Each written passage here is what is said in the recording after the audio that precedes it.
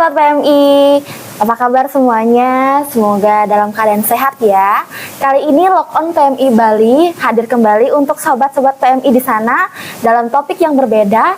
Biasanya kita membahas tentang pelayanan PMI, tapi sekarang kita akan mengeksplor sesuatu yang lebih dalam lagi tentang Palang Merah Indonesia Provinsi Bali. Bersama saya Yunia, hanya di Lock On PMI Bali.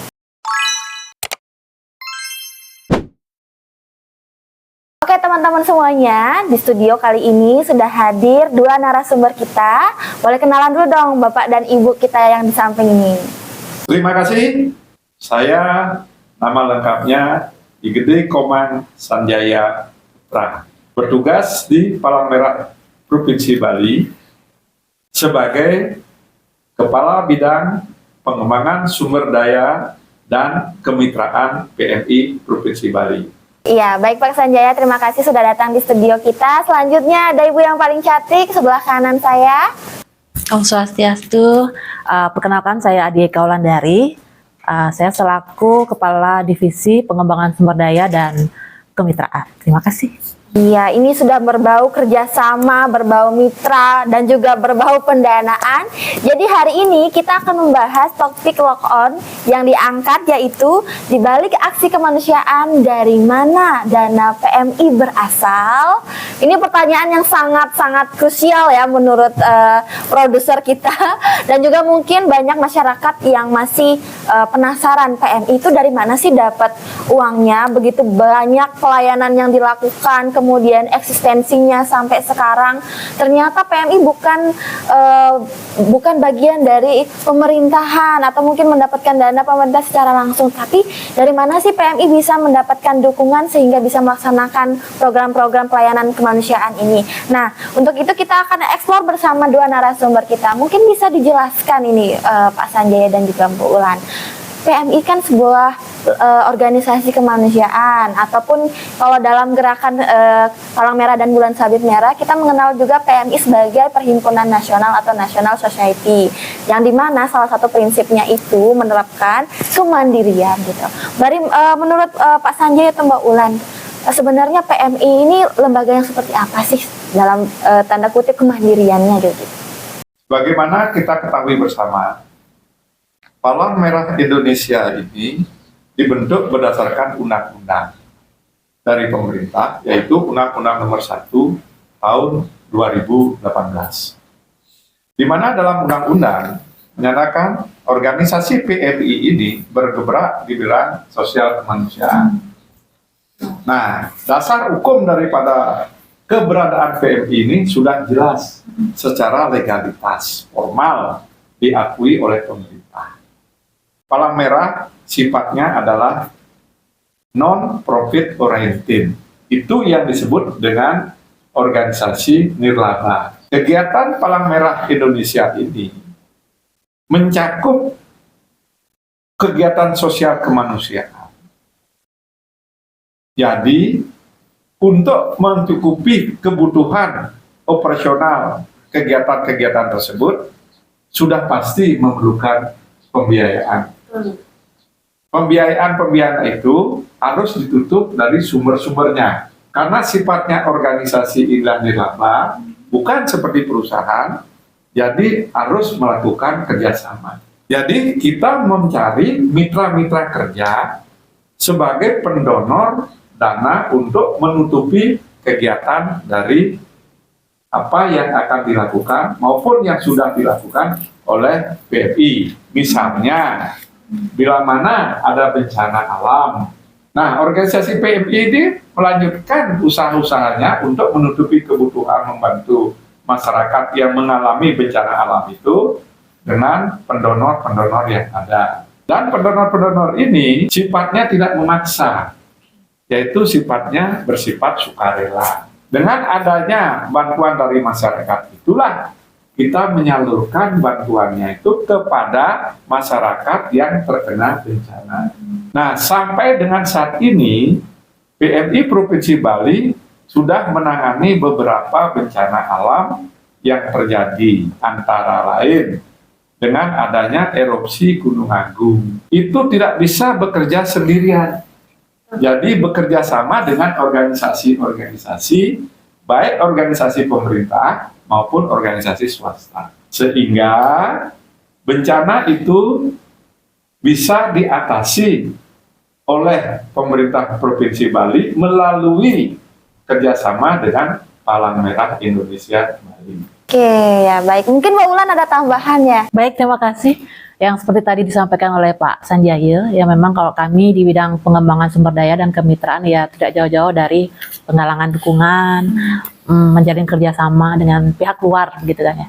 Kayak tadi Yunia sampaikan, tanyakan dari mana saja sumber-sumber sebenarnya dukungannya PMI gitu ya.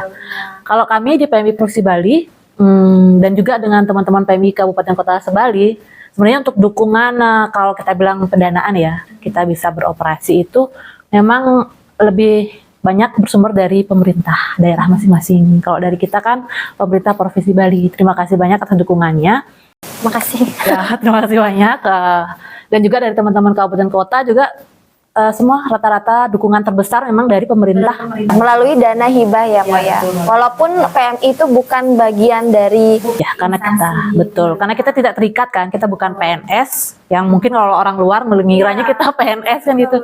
Kita bukan PNS, tapi kita tetap memiliki hak ya, dibantu oleh pemerintah karena kita kan juga punya undang-undang kan. Nah, itu yang sumber terbesar. Kalau yang lainnya kita ada dari penggalangan dana, ada juga dari kita ada program namanya Sahabat PMI Bali ya. Jadi nanti kalau teman-teman yang menyaksikan ini mau bingung ingin berdonasi kemana, kita ada program namanya Sahabat PMI Bali. ya, apa itu sebenarnya program Sahabat PMI Bali itu? Ya, program Sahabat PMI Bali ini sebenarnya kita buat sebagai wadah untuk masyarakat yang mungkin bingung kira-kira kemana ya bisa berdonasi, ke lembaga mana ya. Kalau kita kan PMI sudah tahulah masyarakat ya seperti apa. Jadi kita menyiapkan program Sahabat PMI Bali ini. Jadi teman-teman bisa berdonasi tiap tahun itu minimal 200.000. Kalau dihitung per harinya mungkin nggak sampai bisa beli kopi ya itu ya. Ya mungkin berapa ribu kalau disisihkan. Dan ini impact-nya sangat besar untuk kegiatan kita di PMI gitu kalau untuk Sahabat PMI Bali ini. Tadi kan juga disebutkan bahwa kita juga menggandeng mitra-mitra. Sebenarnya mitra seperti apa sih yang digandeng oleh PMI ini? Kami di Provinsi Bali kurang lebih sudah memiliki 98 mitra kerja ya. Kurang lebih ya. Itu mitra kerja itu ada lembaga-lembaga seperti rumah sakit, ya, ada lembaga-lembaga sosial yayasan, ada lembaga-lembaga pemerintah yaitu perusahaan-perusahaan dalam bentuk BUMN. Begitu juga ada lembaga pendidikan seperti misalnya universitas-universitas. Nah, kemitraan ini tidak melulu semata-mata masalah penggalian dana sebagai sumber untuk menutupi kegiatan operasional PMI, tetapi bisa juga berupa non material. Biasanya apa itu, Pak? Nah, non material itu antara lain kita mempunyai mitra kerja di lembaga pendidikan seperti universitas ya. Kita punya organisasi yang membidangi tentang relawan-relawan PMI. Di sana di kampus itu kita melakukan pendidikan pelatihan-pelatihan terhadap mahasiswa-mahasiswa maupun terhadap akademisi yang ada di universitas itu untuk memahami tentang kegiatan Palang Merahan itu sendiri. Contohnya, relawan itu kalau terjadi musibah untuk membantu menangani, meringankan korban daripada bencana yang ada.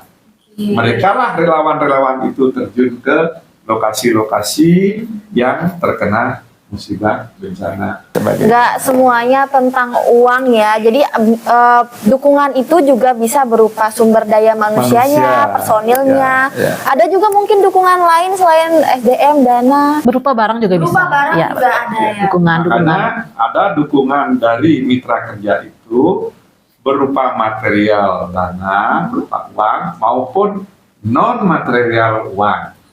Antara lain non material uang itu misalnya peralatan-peralatan, pakaian-pakaian bekas, minuman-minuman, obat-obatan, itu yang kami perlukan untuk membantu masyarakat yang terkena bencana. Nah itu kan dalam situasi darurat ya Pak ya. Ya. Kalau misalkan pada saat situasi darurat atau situasi bencana, biasanya orang tuh memang berbondong-bondong untuk mencari kemana nih saya bisa menyalurkan bantuan. Kalau misalnya dalam masa normal seperti sekarang ini, ya belum sih, memang ada isu-isu kekeringan. Tapi dalam masa normal begitu. Apa yang dilakukan di bidang kemitraan atau di bidang pengembangan sumber daya ini untuk memastikan keberlanjutan dari kolaborasi dengan para mitra atau para donatur ini? Untuk mengisi kerjasama berkesinambungan itu, tim kami di bidang pengembangan sumber daya dan kemitraan itu selalu melakukan komunikasi dengan mitra kerja itu, menanyakan kepada mereka apa yang bisa kita kerjasamakan. Misalnya pelatihan-pelatihan, misalnya, terus informasi tentang kemanusiaan, misalnya kebutuhan darah. Kita punya namanya UDD, unit donor darah. Kita kerjasamakan unit donor darah itu dengan mitra kerja kita. Sehingga dalam situasi normal, tidak ada bencana itu, tetap kemitraan itu berjalan. Ada WhatsApp grup mungkin atau Salah satu unit kerja kami di PSD dan kemitraan ini yang tadi disebutkan oleh Ibu Ulan, yaitu kita mempunyai suatu produk yang namanya Sahabat PMI. Dan di Sahabat PMI lah kami membuat namanya WhatsApp group atau WAG ya, sekarang modelnya ya. Nah di sanalah tiap hari kita update. Sampai sekarang itu kita sudah memiliki anggota Sahabat PMI kurang lebih 210 orangnya. Oh, 210 orang. Dan itu pun akan terus berkembang. Menjadi Sahabat PMI itu tidak kita beda-bedakan. Bisa dari masyarakat umum, apakah dia itu sebagai pegawai negeri, baik dia pegawai swasta, baik dia pengusaha dan sebagainya, bebas. Kalau anak sekolahan atau anak kuliahan itu bisa. Silakan bisa. Kita tidak membeda-bedakan sepanjang dia itu punya niat baik untuk bisa berpartisipasi dalam kegiatan sosial kemanusiaan yang diorganisir oleh Palang Merah Indonesia. Itu ada tambahan dari Mungkin Bu Mbak Ulan? ya. Kalau untuk terkait sahabat, mungkin siapapun kami menerima. Nanti kalau untuk pendaftaran, nanti bisa dibuka websitenya sahabat di sahabatpmibali.org.id. Nanti mungkin bisa ditaruh di deskripsinya ya. Jadi nanti silakan bisa mendaftar di sana. Ada juga kontak person yang bisa dihubungi kalau memang ingin mengetahui secara detail terkait program Sahabat PMI Bali, bisa nanti kita hubungin kita. Artinya produk Sahabat PMI ini apakah dia menghimpun dana dari orang-orang yang sudah mendaftar sebagai Sahabat PMI atau seperti apa sih dia pengemasan produknya ini? Kalau memang program Sahabat PMI Bali ini kan seperti membership sebenarnya, membership keanggotaan yang kita memang buat untuk menggalang dukungan memang dari masyarakat, tapi nanti akan dikembalikan lagi ke masyarakat gitu dalam bentuk program. Programnya itu bisa terkait pelayanan kesehatan, terkait kalau terjadi darurat, kebencanaan juga bisa, terkait untuk pengembangan kapasitas juga bisa. Dan yang sekarang ini juga kan kita sedang ada untuk tanggap darurat kekeringan. Nanti itu juga bisa akan kita arahkan untuk mendukung itu kalau memang diperlukan. Dialihkan untuk melakukan untuk aksi-aksi kemanusiaan berarti. Iya betul. Nanti ini bisa diakses tidak hanya dari PMI Provinsi Bali, teman-teman PMI Kabupaten Kota kalau memang ada kegiatan sosial yang mungkin memerlukan dukungan, nanti bisa dikirimkan proposalnya kepada kami di PMI Provinsi Bali.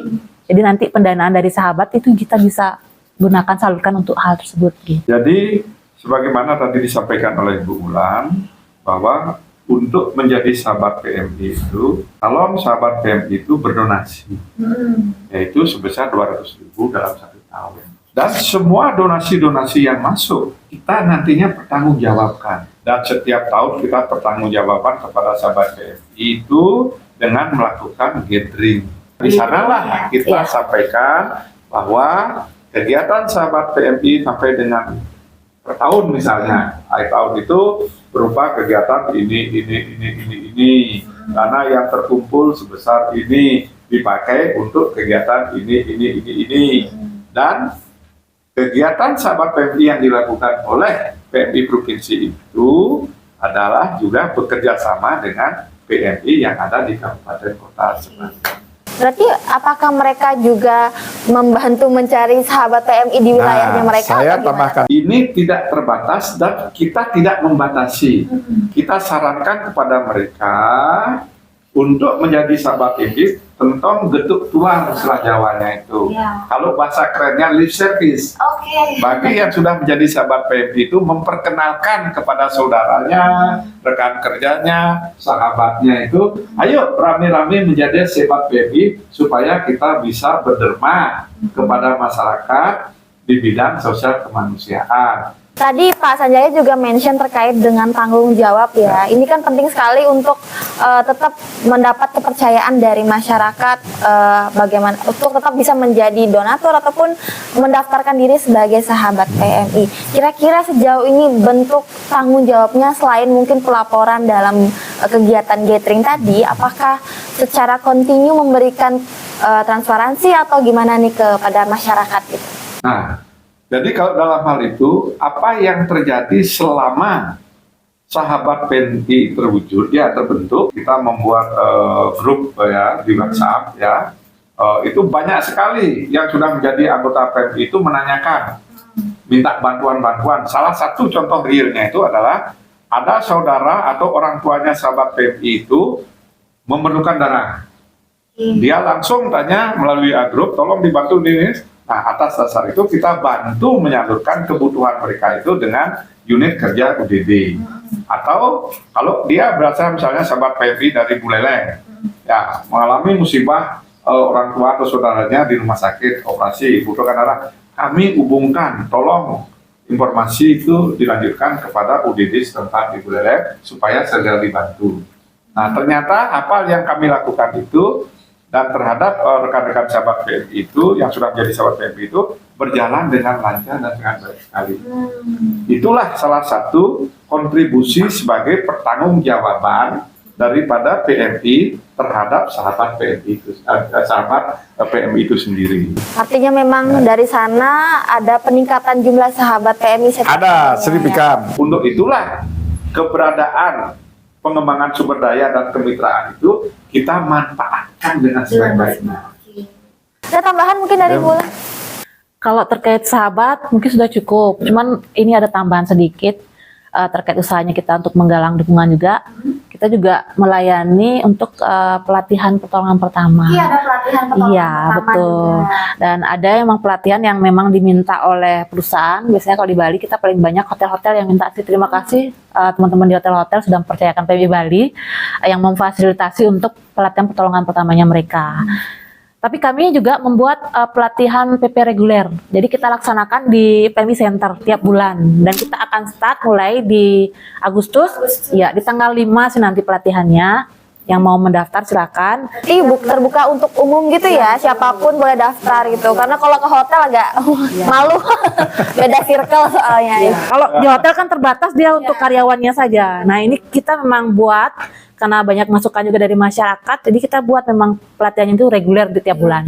Sudah ada juga kayaknya di posting di PMI Bali ya, jadi sudah ada pengumumannya juga. Nanti teman-teman yang mau mendaftar atau untuk mendapatkan pelatihan pertolongan pertama bisa cek informasinya lebih lengkap. Nanti kita cantumkan juga linknya di description box gitu ya. Dan ada biaya spesial untuk khususnya nih untuk masyarakat yang sudah terdaftar sebagai sahabat PMI Bali, yang juga sudah menjadi donor darah sukarelanya kita, yang sudah menjadi rekanannya kita, yang sudah pernah juga ikut pelatihannya kita mungkin di hotel manapun itu, bisa ditunjukkan itu akan ada biaya investasi yang spesial. Untuk menjaga berkesinambungannya kerjasama dengan mitra-mitra kerja kita itu, kita juga memberikan apresiasi kepada mitra kerja kita.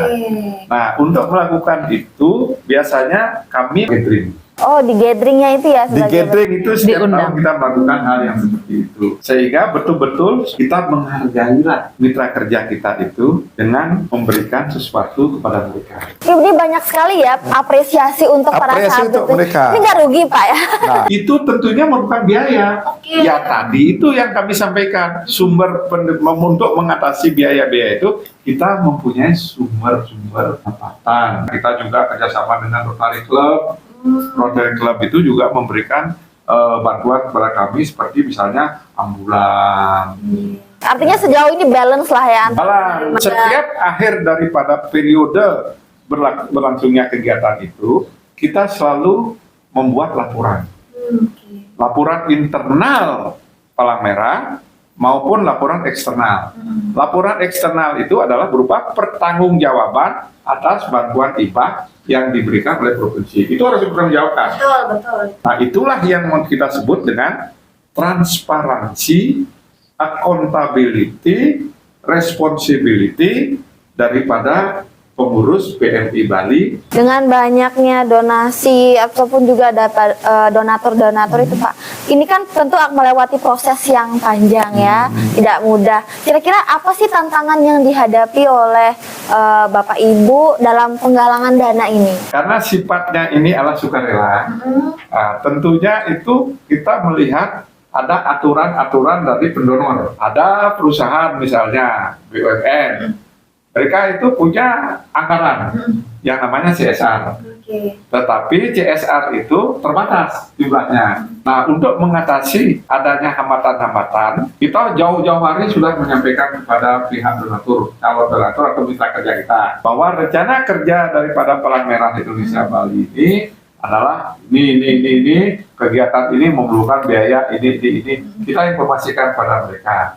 Dan tidak semua proposal yang kita sampaikan kepada mitra kerja kita sebagai pendonor itu bisa dipenuhi. Tapi asum karep atau orang Bali sampai saat ini itu mayoritas mitra kerja kita itu peduli dengan PMI. Terbukti juga dengan pelayanan-pelayanan yang kita berikan memang nyata untuk masyarakat. Untuk gitu ya. masyarakat. Selain itu mungkin ada tantangan lain yang dihadapi mungkin Pak Ibu, jumlah karyawannya sedikit mungkin. Selain itu juga kita di perkembangan zaman sekarang kan ya, sangat cepat berkembang, teknologi juga semakin meningkat. Sebenarnya itu juga tantangan buat kita. Jadi kita harus menyesuaikan. Iya, kita harus menyesuaikan dengan itu. Untuk penggalangan dana jangan semata-mata dia bentuknya masih konvensional. Inilah tantangannya kita. Kita kayaknya perlu nanti membuat platform atau ide-ide yang lebih mengikuti perkembangan teknologi dan zaman. Nah, kayaknya nggak dimulai dengan meng-hiring karyawan yang melek digital sih ya. Ya itu perlu. Tentunya kita mempunyai harapan ya. Nah, harapan itu ada dari dua hal ya.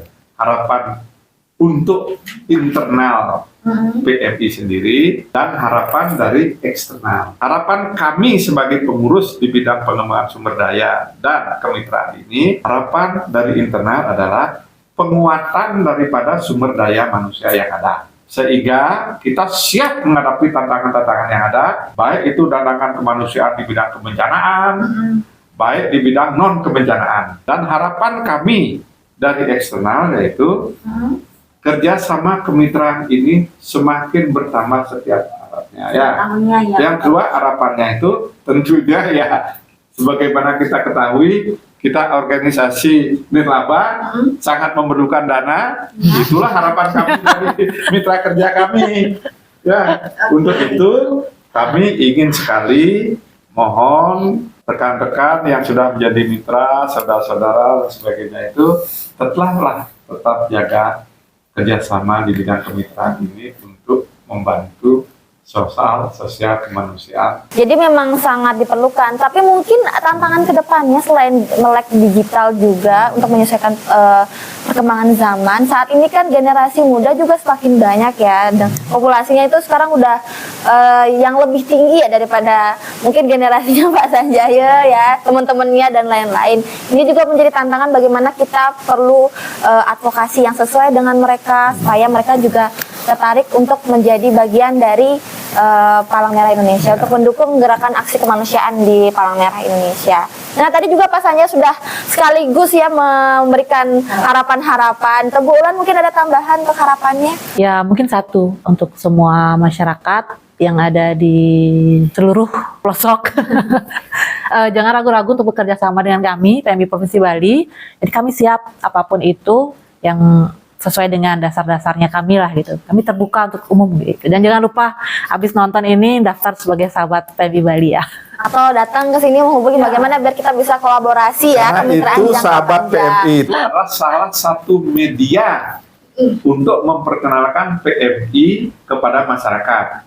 Karena sampai saat ini PMI itu lebih banyak dikenal hanya masalah darah. Inilah yang saya perlu sampaikan kepada semua masyarakat di Bali khususnya, bahwa PMI itu tidak semata-mata masalah darah, tetapi masalah sosial kemanusiaan. Untuk itu, ayo masyarakat Bali, rame-rame menjadi sahabat PMI. Ayo berdonasi kepada PMI untuk kemanusiaan. Menuju akhir, kita juga ingin memberikan apresiasi untuk para penonton setia Lock On PMI Bali di luar sana. Jadi akan ada 3 hadiah menarik untuk teman-teman yang bisa menjawab pertanyaan dari para narasumber kali ini dengan cepat dan juga tepat. Akan ada 1 pertanyaan saja. Silakan mungkin dari para narasumber siapa yang akan memberikan pertanyaan. Silakan Bu Ulan, kasihkan pertanyaan.